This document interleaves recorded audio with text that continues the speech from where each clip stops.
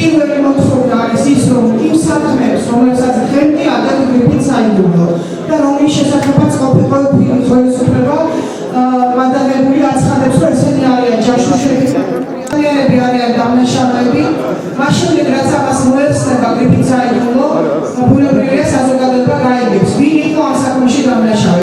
მიმართავთ პარლამენტს, რათა მან დაიწყოს პრეზიდენტის იმპიჩმენტის პროცედურა.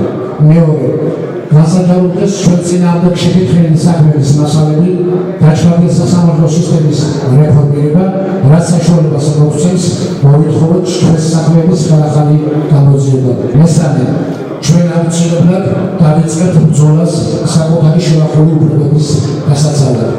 შეკითხვით საჩივრებს ყველა იმ პროკურორებზე, დონის ჩინოვნიკების, პროკურორების მოსამართლეების წინააღმდეგ, ვისაც ჩადენილი აქვთ კონკრეტული დანაშაულებული ქმედებები ჩვენს წინააღმდეგ. მეოთხე, ვინაიდან სააკაშვილის ანტიდემოკრატიული რეჟიმის პირობებში დანერგილი პოლიტიკური რეპრესიების სისტემა თავისი ფორმით და შინაარსით ჰგავდა საქართველოს ოკუპანტის ბოლშევიკური რეჟიმის დანაშაულებრივ მმართველობას, მოვითხოვთ, რომ საქართველოს ოკუპაციის მუზეუმს გადაერქვას სახელი და დაერქვას საქართველოს ოკუპაციის და პოლიტიკური რეპრესიების მსხვერპლთა მუზეუმი.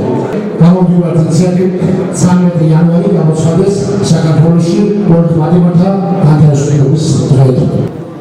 საქართველოს სიხეები არ განასხვავებოდა კიდრელი სიხეებისაგან, აწილსულცინისაგან, დახაუსაგან.